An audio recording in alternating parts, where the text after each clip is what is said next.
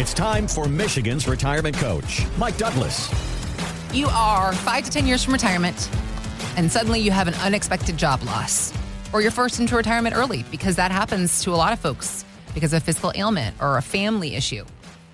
It's a real-life circumstance that you can preventatively plan for. So let's dive into that. This is Mike Douglas, certified financial planner, a.k.a. Michigan's retirement coach. I'm Heather Branch, here with Mike to ask him questions regarding the things that you are worried about or things you may not even think to worry about. Hopefully, an unexpected job loss is not something that you're going to have to manage. But it happens all the time. I mean, Mike, talk about unexpected job loss. The things that Michigan has seen in regards to car manufacturing in the last, 2 decades? Yeah. It's a right now, thing. We're constantly seeing people from GM, Ford. They're just coming through and they're saying, I planned on more years, but here comes another buyout. Here comes another. Now, they've been quite quiet for about 2 years now. Okay. But all the time, people are saying, my time is limited. I don't know how much longer they're going to keep me around. So what happens if they walk me out rather than I walk out? Right. And how do we handle that? That's a big concern. Well, not to pile on, but we've seen numbers lately that do show that the labor market is softening. So listen to what happened to a project manager. He's in his late 50s. He calls himself Mike B, not to be confused with Mike D. This is not you. The other Mike. The other Mike. The other Mike on this podcast today. This is what he had to say about his current circumstance. Let me tell you how bad the job market is right now. I got laid off about 36 days ago. Probably 200 applications in. Out of that, probably 25 rejection letters. I signed up at Walmart for a job, signed with my grocery store for a job. No interviews, no contacts. Out of all the applications I put in, I've had 2 interviews. Been ghosted probably 15 times. That's how bad it is. I've been aged out 36 days. This is the longest I've ever been without a job ever in my life. 23 years in the military, master's degree, bachelor's, tons of experience. Can't find anything. Oh, I just got triggered with rage with the military line. Like, that makes me want to fling this computer across this studio, Mike. That's a whole nother podcast. We'll get into that later. So let's I feel talk like we about... need a rest of the story from Mike B. Like, I'd like to think Can we find him? And he's going to come back and be like, all right, so here's what happened, guys. Right. And then it's going to be like an Instagram, like the second video. If anybody and you're like, oh, okay. watching this podcast, listening to this podcast knows Mike B, and you can put in the comments, I know him. Can you connect him to us? We'd love to talk to him more. Let's talk about the conversations that you have in your office at Life Plan Financial Design. By the way, as you're listening and watching this podcast, michigansretirementcoach.com is our website. We also have links posted in the show notes where you can click. So if somebody comes to you and they are worried about losing their job close to retirement, they're 5 to 10 years out, because it gets to a place where you're not unhireable, but it becomes far more challenging to find a job at that phase. So how do you help to prepare for a possible transition ahead of time? What can we do? All right. There's 3 big things that you can do to protect yourself in the event of an early exit. Okay. Right? An unplanned early exit. The first thing, know your numbers. Understand how much you actually need to live off of and how much you would prefer to have to live off of. Start with that. Okay. Because we always say, what are your expenses? Well, my bills are $4,000 a month. Okay, but does that include going out to eat? Does it include some lifestyle? Does it include contingencies? Or is it just keeping your lights on? Well, it just keeps the lights on. Okay. So if we get to $6,000 a month, is that a lifestyle number? Yeah. Okay, good. So know that number first. Once you know your baseline, then you also have to think about, if I did lose my job, how would I pay for health insurance? Am I going on Cobra? Most likely a bad choice, because it's going to be crazy expensive. Do I go through the marketplace? And what are the costs for that? You can figure those things out pretty easily. Okay. But going through and figuring out how much your health costs are going to be, because that's something maybe you haven't been used to paying. You cannot control layoffs, but you can control your readiness for it.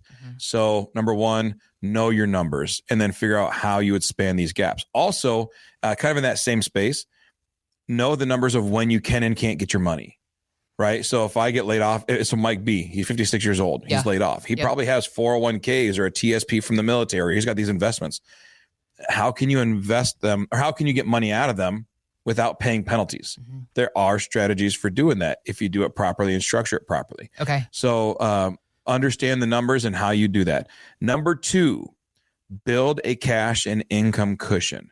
Now, this is hard when you get caught off guard, right? But when you know that you're 52, 55, 57, and you are what's called a legacy cost in most firms. Why do they call it that? Well, because you got this job 15 years ago and you've been getting raises every single time. And if you got it 15 years ago and you're 55, you were probably at a real prime that you were hired in. So you were probably given a good salary that has only been built upon for the past 15 years.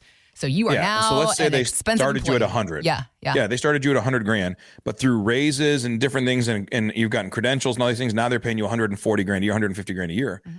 Part of them is saying, hey, I know he's 55. I could get a 40-year-old for 100 grand or plus some inflation, right? Yeah. So I could save $30,000 to $40,000 a year for the same position. Yeah. Now I know there's so much that you know about that job that kid will not know, that person coming in will not know. But the business is trying to reconcile a profit and loss statement, and they're trying to reconcile some. And so you are what's called a legacy cost. And so they find ways to get rid of these legacy costs. So is it nice when they tell you, hey, you've got 6 months, that gives you some time? That's great. When the GM buyouts happen and the Ford buyouts happen, and they tell you, hey, here's the package we're offering. Would you like it, or would you like to stay out? And you choose to take it. Those are beautiful. Yeah. If you can build a cash and income cushion where, normally we say you want to have 3 to 6 months of expenses in case you get injured. That's like regular working stuff, right? Like regular people, 35, 40, 45-year-olds, you need 3 to 6 months of expenses in the bank. Why? Because if something happens and I can't go earn, it'll cover me until I recover and I go back. Okay. What happens though, when you get to that certain point, there is no guarantee of going back because it's harder to get hired in, like Mike B's talking about, at an older age. So you probably need 6 to 12 months of income covered in a cash and income option of some sort. Build that reserve up. A short-term safety net protects a long-term plan.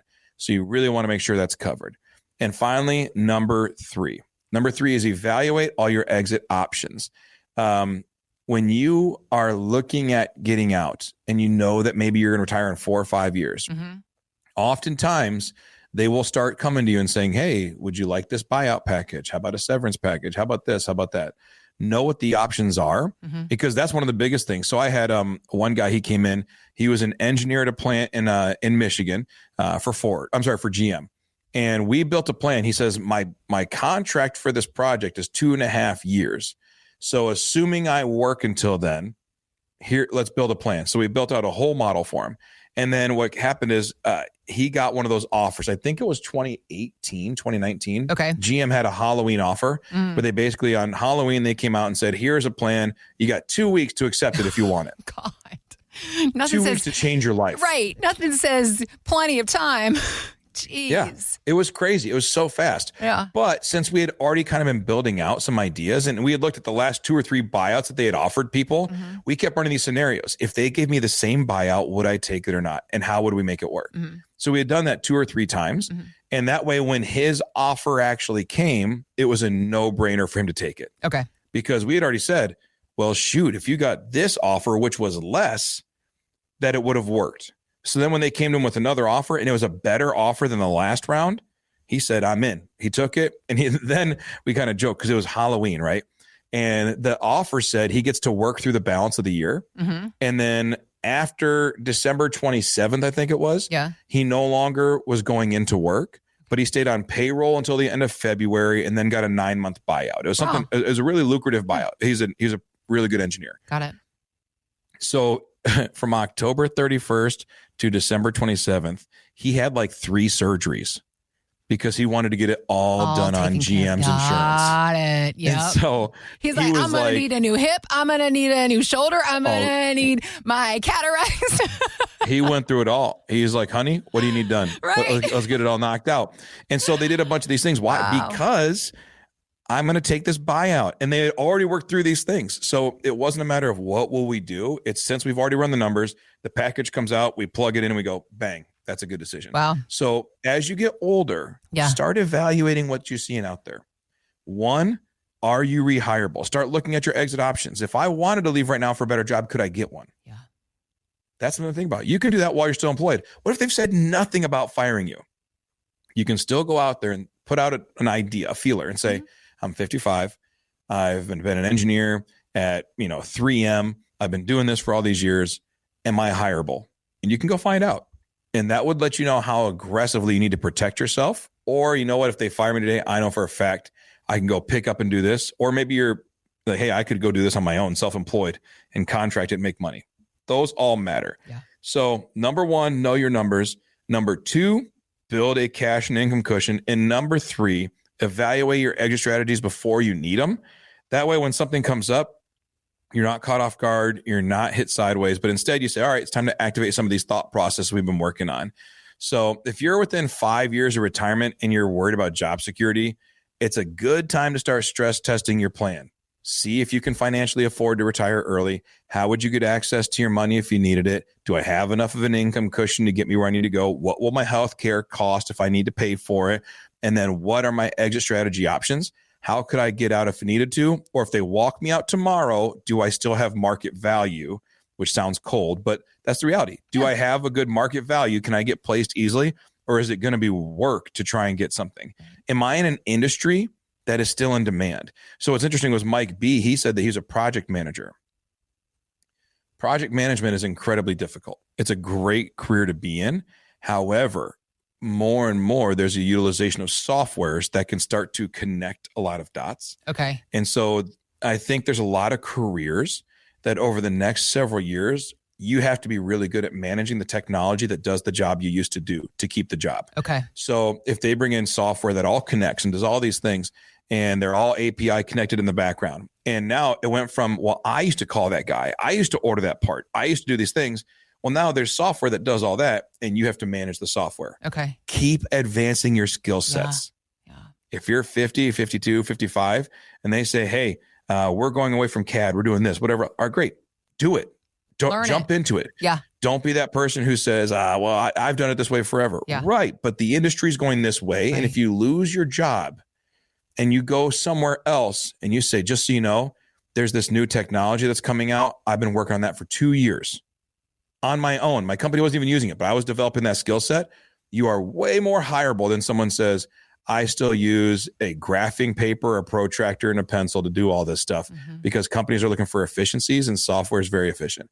So you can do things to keep your skills high, keep your finances in line. Utilize and AI just build a plan that because makes sense. AI will help you so much in how to keep your skills sharp. Like ask it. Say, how do I stay? And it will give you a plan. Yeah. Prepare your finances, prepare your planning, prepare yourself. That if you had to go out and get a new job, how would you bring value to the market? Yeah. And I think that's the biggest thing is saying, well, here's what I've been doing for 30 years. Right. But are we going to keep doing it for the next 10 years that same way? We're in such a weird information boon that stuff is changing so quick. Yeah. Will they still do your job the same way 10 years from now? Or will it be different? Then start being different and start preparing yourself. If you do let go early, then you can still play ball. Yeah.